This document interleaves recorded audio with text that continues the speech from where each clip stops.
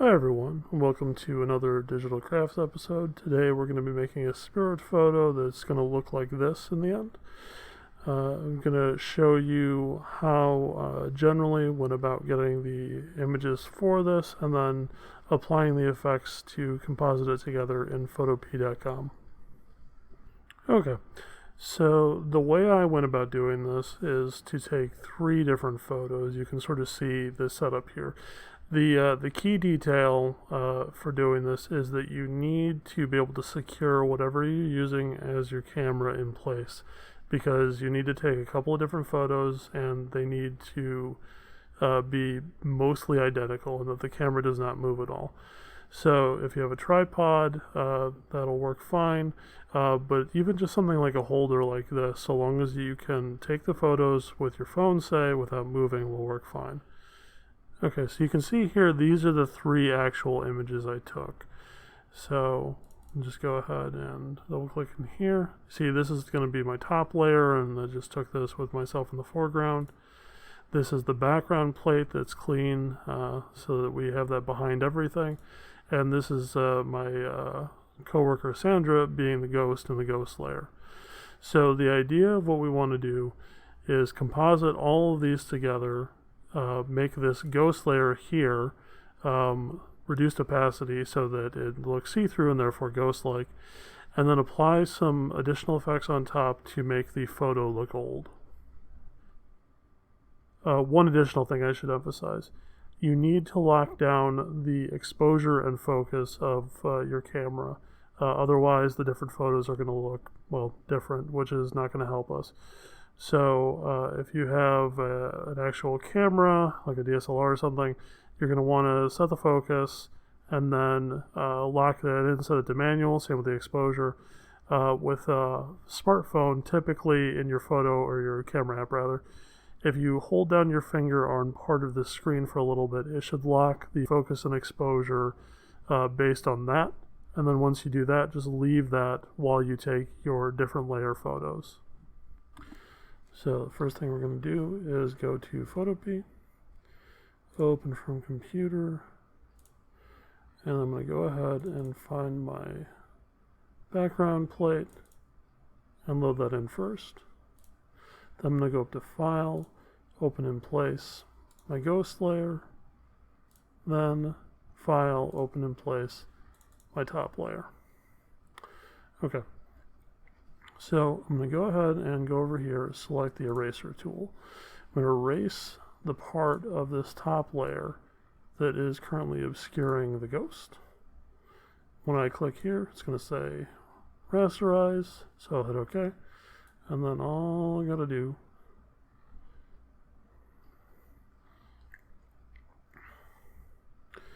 is just erase the part of my layer, top layer here, with the ghost in it. So next thing I'm going to do is select my ghost layer here, click on opacity right here, and then lower the opacity of that layer down to about a little over 40%. So you can see the ghost layer is now translucent, whereas the layer above is still solid. I'm going to go ahead and at this point export this part of the image just as a PNG, just to make it a little easier to work with. And then we're going to go up here to Open. And you see now I have that whole thing as one layer. Alternately, I could just collapse it down to one layer as well. So now we're going to start applying the effects, make it an older looking photo. I'm going to open up a new tab up here and type in Dirt and Scratches Overlay. So basically, I'm going to be finding an overlay image that I can download, that I can apply over top of my image to make it look like a scratched up old photo. I'm going to grab this guy right here, download it like so.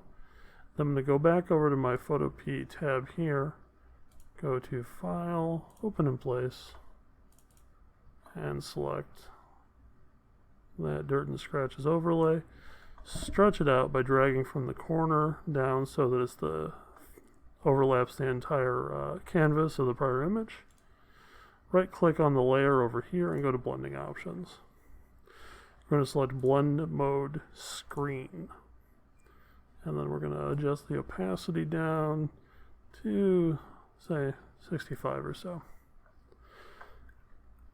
Okay. We're going to repeat that with another thing. This is something I downloaded before while I was testing. You will go and select another Dirt and Scratches overlay. Similarly, I just go to File, open and place it, then stretch it out to cover the entire canvas. Go to Blending Options, and we're going to be picking Screen again. And we're going to turn that opacity down to right about the same. Okay. So now we're going to go ahead, go searching again for an old paper overlay. Go to Images here. And this will do nicely, I think. Go ahead, right click, go to Save Image As, and save that there. Go back to the Photo P tab, and as with before, open in place. Pick that paper texture, drag it from the lower corner until it covers the entire canvas. However, the difference is this time when we go to Blending Options, we are going to select Multiply rather than Screen. And we're going to lower the opacity to right around 80, a little bit below. And okay, so far so good.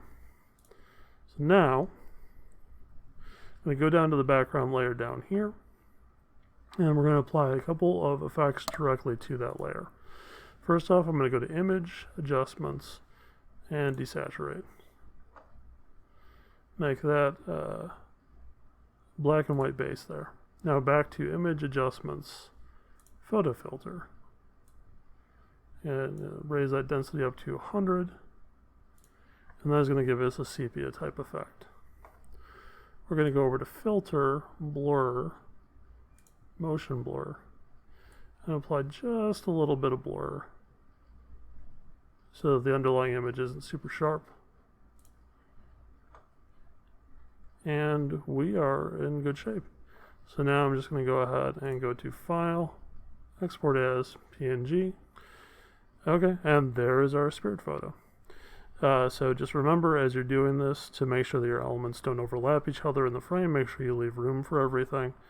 And yeah, I come up with some interesting ideas and different ways that the ghost and the person can interact, or just do a ghost, or whatever you want to do. Thank you for watching. Please check out some of our other videos in this Digital Crafts playlist on our YouTube channel, or just our YouTube channel in general. There's a lot of cool stuff there. Thank you and have a nice day.